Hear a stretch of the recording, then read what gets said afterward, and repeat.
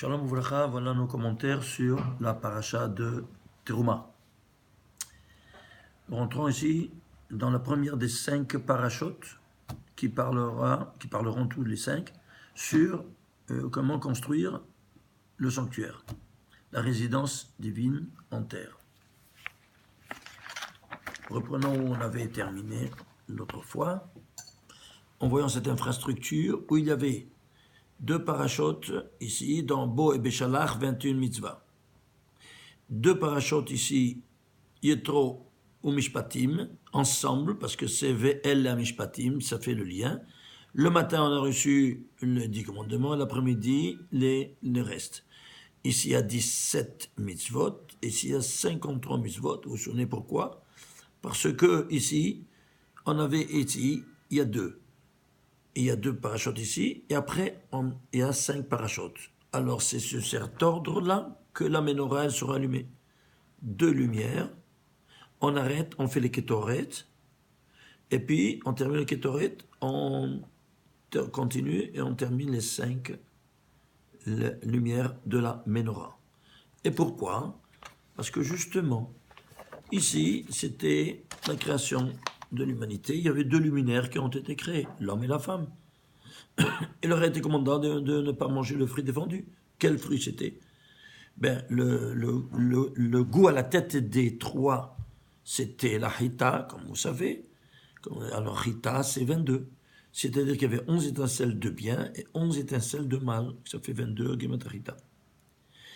Alors, ils ont mangé, et donc voilà donc que maintenant, on doit reconstituer ces 11 étincelles de bien qui ont été dominées par les 11 étincelles de rigueur qui en bas s'appellent le mal. Et pour cela, donc, il nous faudra maintenant de reconstituer, quoi donc, le tikkun. Et à savoir, ces 2 parachutes, on a 2 parachutes seulement, en 21 mitzvot. Le 21, c'est Ekié, je serai. Eh bien, le voilà, l'existence, le verbe existentiel qui sera fait par l'homme et la femme, qui vient maintenant reprendre maintenant Ogan, parce qu'il y avait le fruit défendu du bien, c'est Tov c'est 17, qu'il était Ogan, ça fait ici 53. 53 c'est Gematria Ogan. Et en plus, le 17 et le 53 sont de nombres premiers en mathématiques. Et plus particulièrement, le 53, c'est le 17e nombre premier. Donc vous voyez comment le rapport il est absolument super intime entre ces 2 valeurs numériques. L'ensemble des 2 nous donne 70. Ça lui revient ici 70 mitzvot. Après quoi, tu as reçu ici Nifseka Zohamat Anachash, nous dit la Gemara, le venin, les effets du venin du serpent ont été neutralisés. Alors maintenant, tu peux reconstituer ma résidence parmi vous. Va'asul mikdash ve'shachanti betocham. Et quoi donc? Eh bien, c'est tous les 5 mondes métaphysiques qui viendront maintenant résider. Comme vous savez, c'est pour ça qu'il y a ici 5 parachutes qui vont reconstituer la résidence divine. Il y en a 4 qui vont donner comment construire. Et le 5e, c'est le résumé des 4. Pourquoi? Parce que le 5e, c'est le monde le plus élevé. Adam Kadmon, qu'on ne dit pas, qui est le résumé de tous les 4. Tout comme dans la Torah, il y a 4 livres. Et le 5e, c'est le résumé. Ici également, au niveau de la reconstruction de la résidence divine. Ceci étant dit, alors, ce Gan, tu vas arriver maintenant, c'est le Gan. Maintenant, tu rentres au Eden. Et quoi, c'est le Eden? C'est Ad Nun. C'est quoi Ad Nun? Tu es arrivé ici, vous voyez, à la porte 50. Tu arrives à la porte 50. Et c'est pour ça que tu vas recevoir la Torah quand? Au 50e jour. Oui, non. Après 50 jours de la sortie d'Égypte, de ta naissance au niveau national. Alors c'est pour ça, Adnoun. Et comment tu vas recevoir ce Adnoun? En prenant sur toi Ol Malchut Shamaim, le joug de la royauté des cieux. C'est pour ça que ces 2 lettres, ce sont 2 lettres majuscules qui seront dans le schéma. Shema Israël Hashem Elokeinu Hashem Echad. Il y a 2 lettres majuscules, comme vous savez. C'est le Ain et le Dalet. Alors tu as pris sur toi le joug de la royauté des cieux, c'est-à-dire tu couronnes le Créateur, il est en bas. Il est roi comme il est en haut. Comment? En prenant tous ces 5 livres de la Torah que tu reçois maintenant. Alors, ceci étant dit, qu'est-ce qu'on a? Regardez, pourquoi il y a 70 ici sur 10? Parce que, ici, on avait un cotonnet or avant la faute. C'était un habit de lumière. Et nous dit la Gemara, qu'est-ce que la Torah après se dit? Kakshbochou, Vael Bichem, cotonnet or. Or, c'est avec Aïn. C'est-à-dire, l'unité, elle, c'est à cause de notre faute, franc-tumée en 70 modalités. Et les voilà, c'est 70 mitzvot. Cotonnet or, Aïn. Aïn, c'est 70, Aleph, c'est 1. Donc, 70. C'est pour ça qu'avec ces 70 mitzvot, tu vas reconstituer maintenant ton habitat. Et alors, ici, tu auras 21 pour faire le rapport 21 et qui est cher et qui est... Alors maintenant, regardez, il y a une constante. Alors, ces 11 étincelles de bien, il n'y a que 11 étincelles de bien qui vont se conjuguer avec le nun, du Eden ad nun. Alors, qu'est-ce qu'il y a ici? Eh bien, ici, regardez. Il y a parmi tous ces psukim-là, il y a, imaginez-vous ça, le pasuk central, Ve'asu lemikdash ve'shachanti betocham. Vous allez me faire un sanctuaire et je vais résider parmi eux. Fais la gematria, regardez ici, la gematria des lettres, regardez ici, des lettres, des voyelles et des tagim, ça te fait 2510. C'est quoi? C'est 2510, c'est 10 fois 251. 250 est un nombre premier. C'est combien? C'est le 55e nombre premier. 55, c'est 5 fois 11. Ça fait 10 fois 5, ça fait 50 fois 11. Tu as 11 fois 50. Les 11 étincelles de sainteté qui maintenant arrivent intégrale, où ça? À la porte 50.